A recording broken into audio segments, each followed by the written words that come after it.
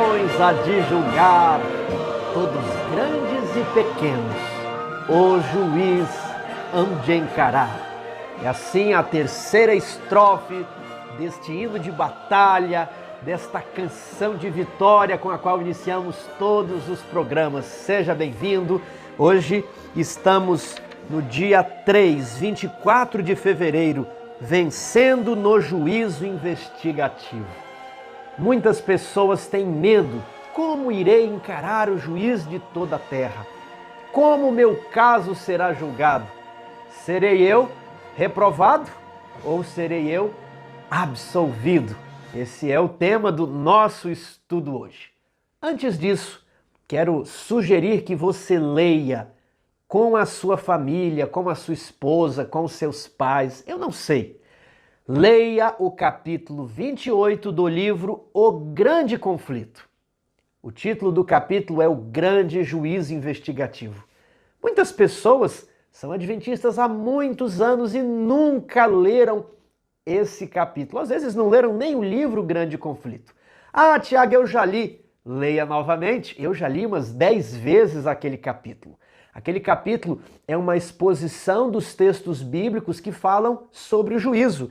Eu contei. Ellen White expõe 48 textos bíblicos explicando a doutrina bíblica do juízo. Ela não imaginou, não tirou da cabeça dela, está apenas mostrando como os textos se interrelacionam. Então, você precisa ler aquele capítulo e verificar os textos, aprender também essa verdade tão profunda, né? Muitas pessoas hoje na internet, nos debates, estão dizendo que o juízo investigativo não existe, que isso talvez foi coisa da cabeça de Ellen White, só a igreja adventista tem isso.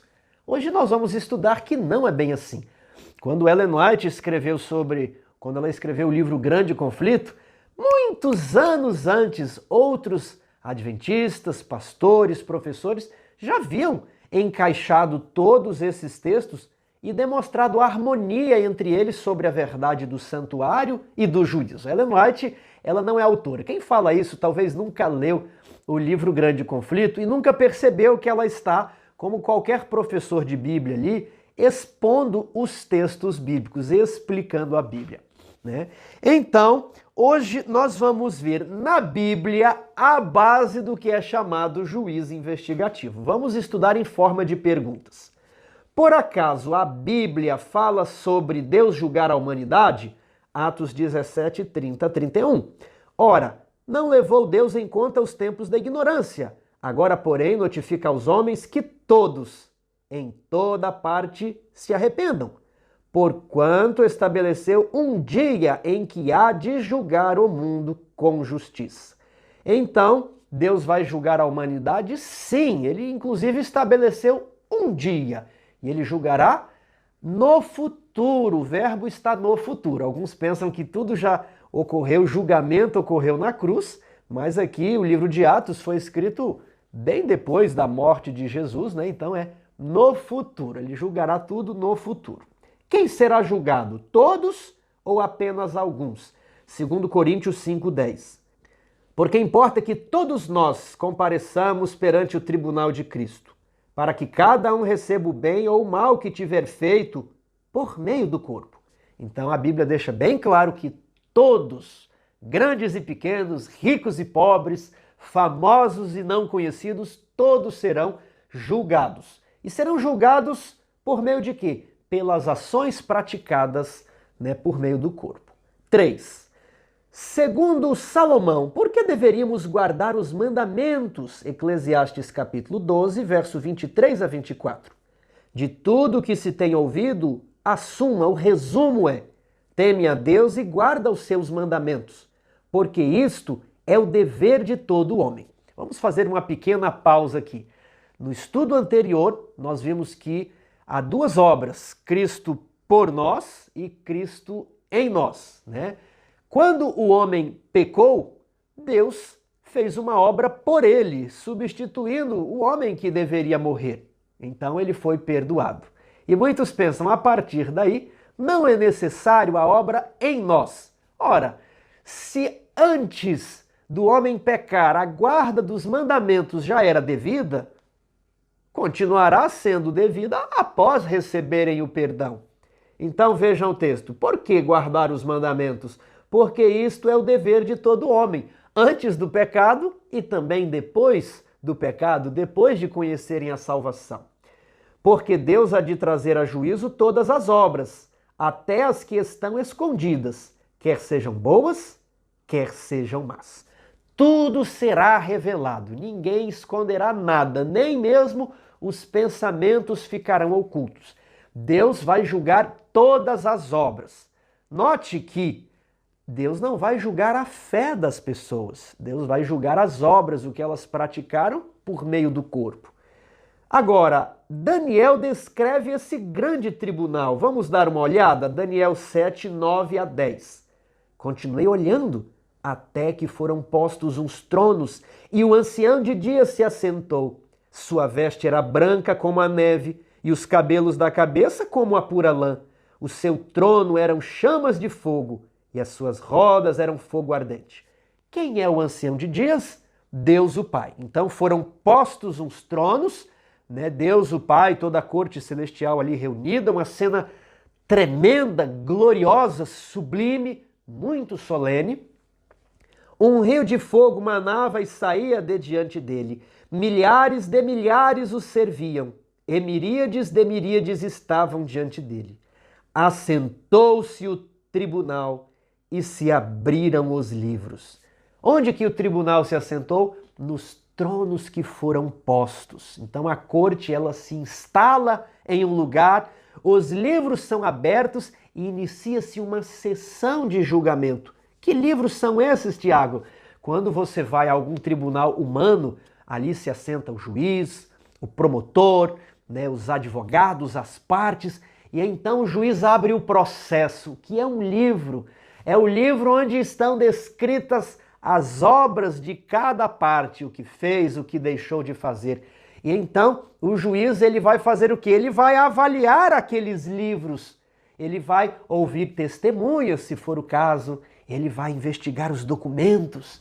Se houver alguma gravação, ele também ouvirá aqueles áudios. Se houver um vídeo revelando o que aconteceu, ele também vai investigar tudo a fim de determinar a sentença. Então, todo tribunal humano, ele investiga os autos, os livros de registro, os processos, os livros que são abertos. Assim também, o tribunal divino vai abrir os livros e iniciar o julgamento. O julgamento investigará esses livros.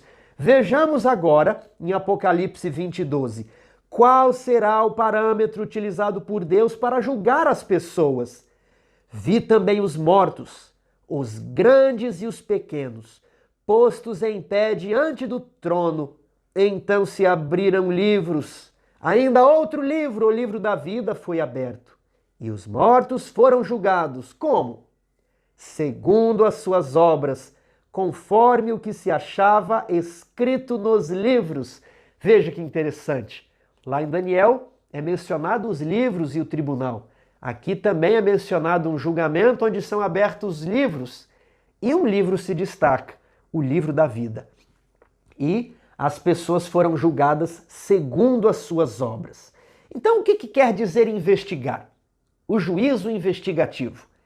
Investigar é examinar, avaliar. Então, o juízo investigativo é o juízo que examina, que avalia. Todo juiz terrestre, ele avalia as provas, as testemunhas, os vídeos, os documentos de cada uma das partes para ele definir quem está certo e quem está errado. O juízo, a corte celestial, ela vai avaliar os livros de registro. Vimos isso em Daniel 7, vemos isso em Apocalipse. Por isso que a expressão juiz investigativo, ela é bíblica. Ah, Tiago, ela não se encontra na Bíblia. É verdade, a expressão não se encontra na Bíblia, mas o conceito é bíblico. É algo que uma criança de 5 anos pode explicar. Ah, me mostre na Bíblia juiz investigativo. Olha, essa palavra não existe na Bíblia. Mas quando nós vemos que o tribunal onde Deus se assenta para investigar as pessoas, Deus está ali olhando os livros de registro, olhando o livro da vida, né? E olhando os demais livros, ele está investigando ali as obras, as ações de cada pessoa, antes dele prolatar a sentença. Então, é muito fácil compreender que o juízo precisa investigar. Se o juiz não investigar nada, como ele vai pronunciar uma sentença? Como dizer quem está certo, quem está errado? Agora, como Jesus ensinou essa verdade? Mateus 22, 11 a 15. Por meio de uma parábola, a parábola do casamento. Veja só. Entrando, porém, o rei para ver os que estavam à mesa, notou ali um homem que não trazia veste nupcial naquele casamento e perguntou-lhe: amigo, como entraste aqui sem veste nupcial? E ele emudeceu. Então ordenou o rei aos serventes: amarrai-o de pés e mãos e lançai-o fora, nas trevas. Ali haverá choro e ranger de dentes. Porque muitos são chamados, mas poucos escolhidos. Veja que parábola interessante. Antes da festa de casamento, antes ali da ceia das bodas, o rei ele passa a investigar o vestuário dos convidados. E ele percebe que todos estão ali certinhos, né, com a roupa adequada para a ocasião. E de repente, na sua investigação, ele vê um homem que não trazia a veste nupcial. Havia uma regra para aquele casamento, né? Todos foram chamados, mas nem todos foram escolhidos, porque alguns não possuíam as vestes. Então nós vemos aqui, nessa parábola que Jesus conta, uma investigação dos convidados. Por que isso é importante? Porque lá em Apocalipse, a Nova Jerusalém é retratada como a esposa do Cordeiro. E no livro de Efésios, a esposa é retratada como a igreja. Então, a igreja precisa de morar em um lugar e a cidade precisa de habitantes. Então, essa figura da esposa do Cordeiro, nós temos a cidade e nós temos também os súditos. E essa parábola de casamento que Jesus conta, ela está relacionada a várias outras de casamento, inclusive com o livro de Apocalipse. Veja só. Apocalipse capítulo 19, 7 a 8. Segundo a Bíblia, o que simboliza a veste nupcial?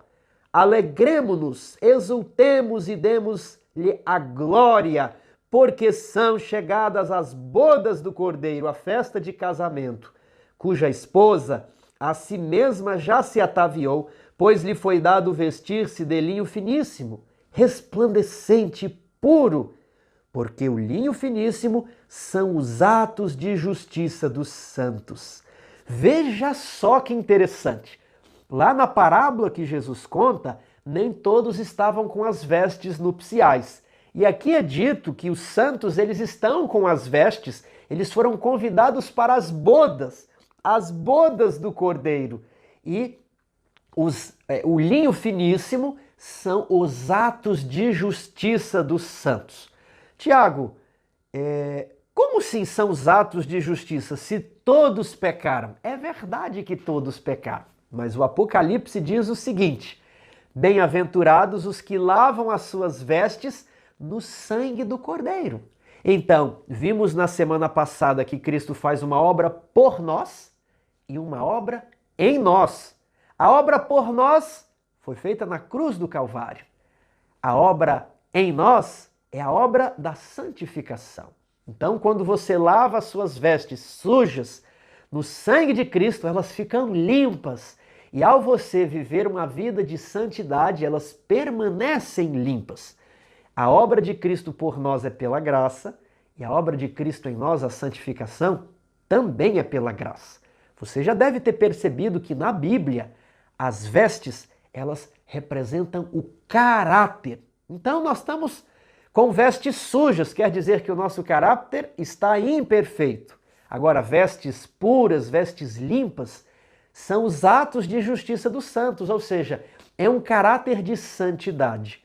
E a Bíblia diz que Cristo quer conceder o quê? O caráter dele a nós, as vestes dele a nós. Então, nós não temos vestes. Aquelas vestes imundas, elas devem ser retiradas de nós.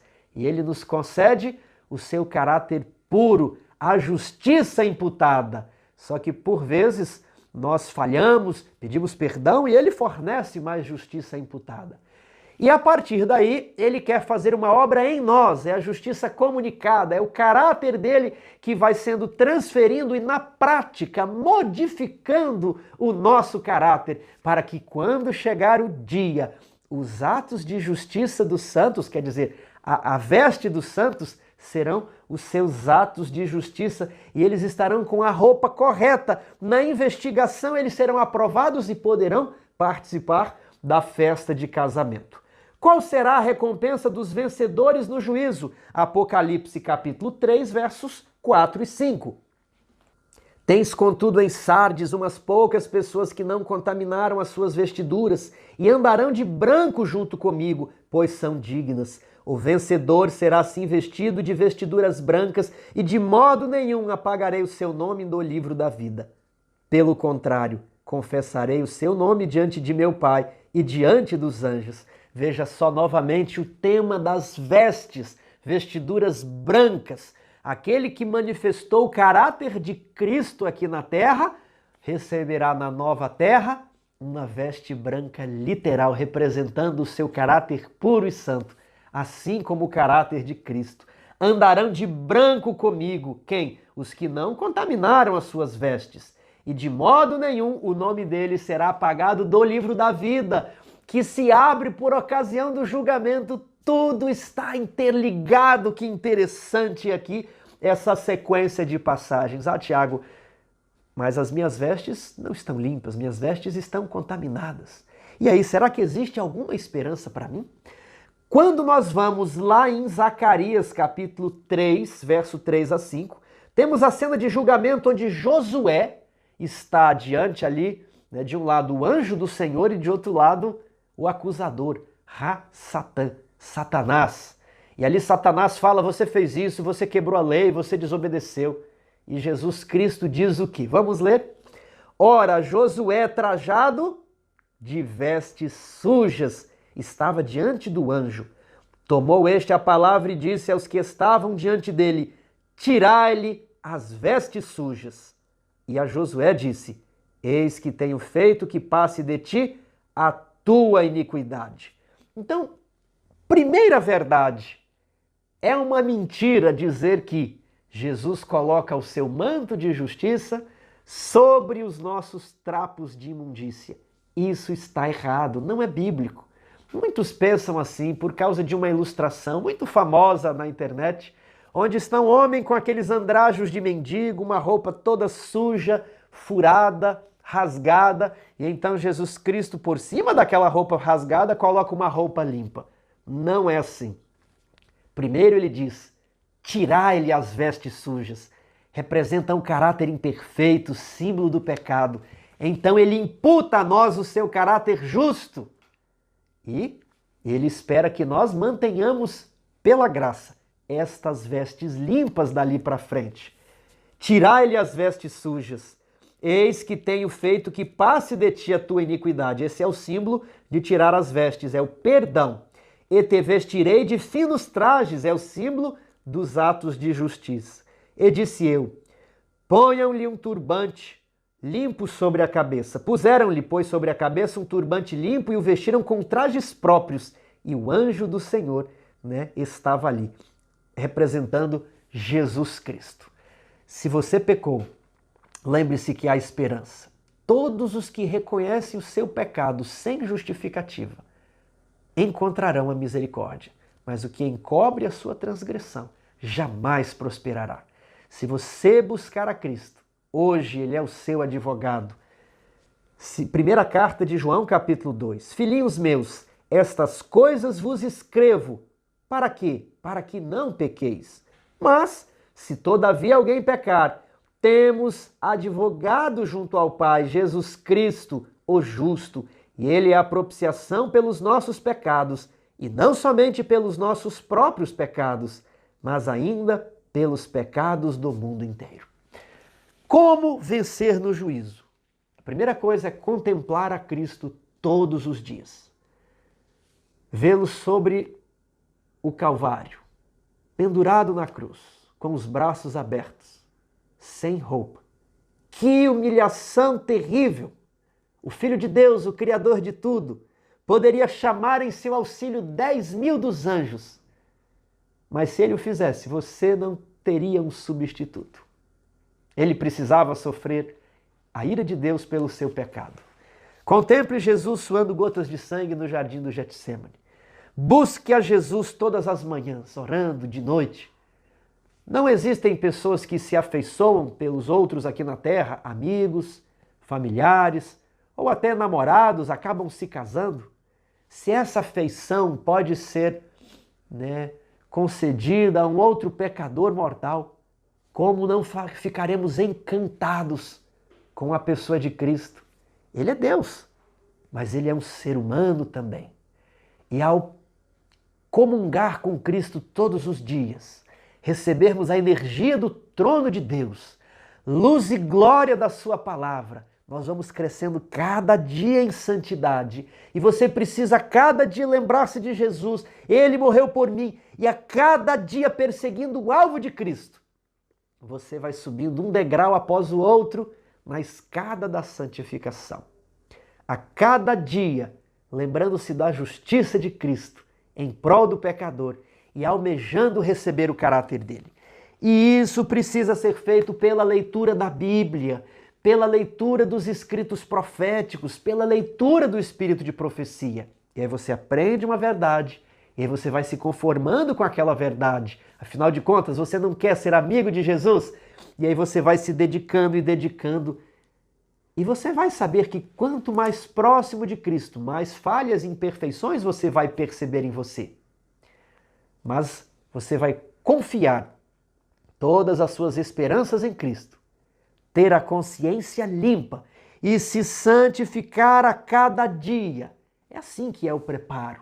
Pensar em Cristo, Ele é meu amigo, orar 3 vezes ao dia, ler a sua Bíblia, ler o Espírito de Profecia. Se nós fizermos isso, nós vamos crescer em santidade. É possível vencer no juízo. A salvação é pela graça e a obediência também é pela graça. Tenha fé que Cristo fará de você um vencedor. Agora, que outros detalhes importantes encontramos em nossa revista? Todos os que verdadeiramente se tenham arrependido do pecado e que pela fé hajam reclamado o sangue de Cristo como seu sacrifício expiatório, tiveram perdão acrescentado ao seu nome nos livros do céu, tornando-se eles participantes da justiça de Cristo. Olha só, a justiça de Cristo é imputada a você. E você é considerado justo sem ser. Mas agora você vai participar dessa justiça para ser justo de verdade. É a obra da santificação. E verificando se está o seu caráter em harmonia com a lei, que é a obra de investigação, seus pecados serão riscados do livro de registro e eles próprios serão considerados dignos da vida eterna. Que maravilhoso! Aqueles que se arrependeram terão seus pecados apagados, mas aqueles que não se arrependeram não terão seus pecados perdoados. Aliás, os seus pecados vão ser desperdoados. Pecados para os quais não houve confissão nem arrependimento permanecerão nos livros de registro e testificarão contra o pecador no dia do juízo. É algo muito solene. E como a corte celestial determina se uma pessoa se arrependeu ou não? Por meio dos testes. É feito um teste. Você se lembra da história de Abraão? Deus fez um teste, colocou Abraão à prova. Ele estava falhando, olha, me dá o teu filho. Como foi feito com Jó? Satanás falou, esse aí, ele obedece porque a obediência é comprada. Então vai lá, Satanás, faz o teste. Assim eu e você seremos testados em tudo aquilo que pedimos perdão. Muitas pessoas pensam, ainda bem que eu vou morrer para não passar pelo período da prova. É como se você quisesse, fizesse ali a escola e quisesse faltar no dia da prova. Não, o dia da prova é para verificar se você realmente aprendeu a matéria, ou se você mudou de vida, se as suas vestes realmente estão sem manchas. Porque o juízo é das obras. Nós lemos isso, serão julgados segundo as suas obras. Nós não seremos julgados pela fé, porque fé todo mundo diz que tem. Agora, quando as obras são avaliadas, aí que se vê se a pessoa tinha fé em Cristo ou se ela não tinha fé. Como viver diante do juízo? Você não é ordenado pelo Senhor a examinar o coração do seu próximo. O que é que nós examinamos do próximo? Apenas o exterior. O coração é com Deus. Muito cuidado. Muitas pessoas querem pegar aqui que não devemos julgar o coração e dizer assim, ó, ninguém guarda a minha vida, cada um cuida da sua. Isso não é bíblico. Esse é o dilema de Caim, né? A desculpa de Caim. Quando Caim chegou e fala a Deus assim, Deus pergunta, onde está o seu irmão? E ele responde, por acaso sou eu o guardador do meu irmão? Sim, é o guardador. Agora, você não pode julgar as intenções, o que está no íntimo. Aquilo ali, só Deus pode julgar. A igreja, ela só se manifesta pelos pecados abertos, pelos pecados externos. Quando começou o juízo? Em 1844. Jesus ele entra no Santíssimo para se entregar os últimos atos da obra de redenção. Agora, se começou em 1844, por que não terminou até hoje? Já pensou nisso? Primeiramente, Deus é misericordioso e não quer que ninguém pereça. Mas nós lemos na introdução dessa revista que Jesus já deveria ter voltado. Ou seja, o juízo já poderia ter se encerrado, mas o povo de Deus não está preparado, não esteve preparado e não pregou as 3 mensagens angélicas. A humanidade não pôde ser posta à prova porque não ficou conhecendo o Evangelho. Como Deus vai julgar as pessoas se elas não foram testadas? Está entendendo? Então, Deus não precisava de 180 anos para julgar a humanidade, poderia tê-lo feito em menos tempo. Mas a purificação do templo celeste depende também da purificação do meu e do seu coração. Porque se o meu e o seu coração continuarem impuros, se as nossas vestes continuarem com manchas, Deus irá remover o nosso nome do livro da vida. Lá em Êxodo capítulo 32, versos 32 e 33 diz assim, riscarei do meu livro todo aquele que pecar contra mim. Então, querido amigo, se você deseja estar no reino de glória imortal, é preciso estar com o coração puro, com as vestes sem mancha. Aqui na página 14, que orgulho prevalece na igreja, que hipocrisia, que engano, que amor ao vestuário, a frivolidade ao divertimento, que desejo de supremacia, um irmão querendo dominar sobre o outro. Todos esses pecados têm obscurecido a mente, de modo que as coisas eternas não têm sido discernidas. Não pesquisaremos as Escrituras para saber onde nos encontramos na história deste mundo. Não nos tornaremos esclarecidos quanto à obra que se está efetuando por nós neste tempo e a atitude que nós, como pecadores, devemos ter enquanto a obra de expiação está em andamento.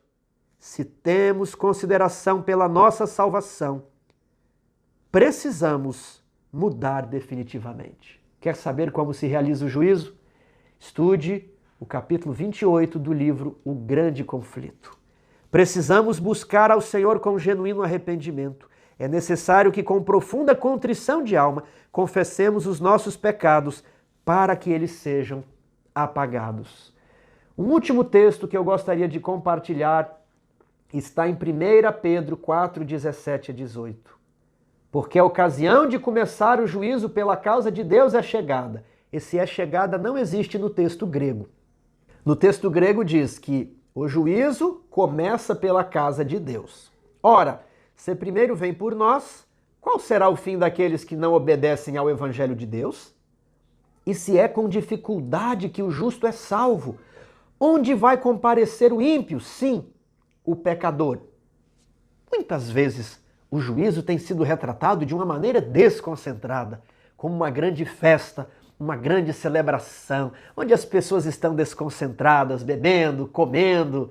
Mas esse juízo ali, que é uma grande celebração, é o capítulo 5 de Daniel, né? Onde o rei estava ali comendo e bebendo com os seus convivas, e o juízo para ele chegou naquela noite. Pesado foste na balança e achado em falta. O juízo do capítulo 7 de Daniel é uma cena da mais solene possível. Então, a Bíblia retrata a salvação do justo com dificuldade. Se é com dificuldade que o justo é salvo. Mas você não precisa ter medo. Se você temer a Deus e dar-lhe glória, você não ficará com medo do juízo. Você será um vencedor no juízo investigativo. Imagine que você está preso pelos seus crimes. E você tem um advogado, e o advogado está ali mexendo algumas coisas para você, e de repente o advogado vem lhe fazer uma visita e lhe diz assim: meu querido amigo, eu olhei o seu caso, fiz todas as apelações possíveis, mas você realmente é culpado, você cometeu esses crimes. Você terá de ficar preso aqui muitos anos e terá de enfrentar a sentença de morte. Mas o governador dessa terra, ele ofereceu a você uma segunda chance. É isso que o juízo é. Uma segunda chance. Ele vai ser misericordioso e você terá de passar por uma prova. Qual é a minha prova? Você pergunta ansioso e o advogado explica o seguinte: o governador determinou que haverá uma corrida. Se você fizer essa corrida em menos de 35 minutos, você será perdoado e você será livre, né? Você poderá ser reintegrado à sociedade. E você agora fica cabisbaixo e fala assim: eu jamais vou conseguir correr essa prova. Eu estou preso há tantos anos, estou acima do peso, eu estou sem motivação, estou um pouco doente. Jamais conseguirei passar no teste. Então seu advogado bate no seu ombro e lhe diz: eu tenho uma boa notícia para você. Eu já fui um atleta de destaque. Para ser mais específico, aquele advogado diz: eu fui o maior recordista das corridas de 100 metros. Eu conheço todos os treinos, eu conheço todo o percurso, eu conheço a melhor dieta, eu conheço o melhor treinamento. Eu já treinei outros prisioneiros e todos aqueles que se submeteram ao meu treinamento passaram no teste, passaram na prova. Se você aceitar, é sinal de vitória, porque você certamente será aprovado. Depende mais de mim do que de você, mas depende um pouco de você. E então você aceita aquele desafio e começa a se preparar com o advogado, que também é um treinador. Agora você tem duas escolhas. Se você decidir o desafio, tem que obedecer o treino do advogado. O advogado diz: é para dormir tal horas, é para levantar tal horas, é para correr tantos minutos nessa velocidade, agora devagar, agora rápido, é para correr com pesos, é para correr na areia, é para fazer essa dieta. Se você seguir aquela dieta, você terá confiança de que tudo que o treinador te passa é para o seu bem. Mas se o treinador fala para você dormir cedo e você dorme tarde, é para você acordar tal hora e você não acorda, é para você correr e você fala: não, hoje está muito frio, não, amanhã está muito quente, é para você fazer essa dieta e você não faz, é para beber muito líquido e você não bebe. Sabe o que vai acontecer? Vai chegar o dia e você não estará preparado para o teste. Então, como vencer no juízo investigativo? Você deve ler a Bíblia e se submeter a tudo o que o treinador, o nosso Senhor Jesus, o recordista, o campeão dos campeões, lhe disser, porque ele já foi humano, ele já correu essa corrida antes de você e ele foi o maior dos campeões. Você precisa ler o espírito de profecia e verificar se a sua vida está toda em ordem. E você vai se reconformando com as orientações da lei de Deus. Você vai se santificando cada dia, cada dia, cada dia. E você confia que Jesus perdoou todos os seus pecados e que Ele é o seu treinador e que Ele só levará você para o dia da corrida, quando o seu caráter estiver pronto. Você vai dormir tranquilo, sabendo que o seu caso está nas mãos de Jesus Cristo, o justo. Você vai orar a Deus fiado em Jesus Cristo. Senhor Jesus, justiça nossa. Ajoelhe-se comigo agora. Vamos buscar a Deus em oração. Senhor Jesus, graças te damos porque o Senhor é um grande campeão e já trilhou este caminho antes de nós. Nós somos pessoas de lábios impuros, pensamentos impuros. O nosso caráter está cheio de manchas, Senhor. Não vemos esperança, nos sentimos mesmo num poço de lama e vamos nos afogando a cada dia. Mas viemos aqui confessar os nossos pecados. Passamos tempos demais na televisão, na internet, no celular. Não temos estudado a Bíblia corretamente. Temos manifestado amor ao vestuário, temos manifestado amor às benesses dessa terra palaciana. Não estamos com vontade de estar na presença de Cristo. Por favor, perdoa os nossos pecados. Santifica-nos na Tua palavra. Senhor, pedimos pela igreja e os desafios da igreja ao redor do mundo. Que possamos nos envolver nesses desafios também. E ao pregar a outros, que possamos perceber a grandiosidade do Teu amor e também não ficarmos para trás. Abençoe a todos nós, abençoe a toda a Tua igreja em oração, em nome de Jesus. Amém. Paz do Senhor, que o Eterno abençoe.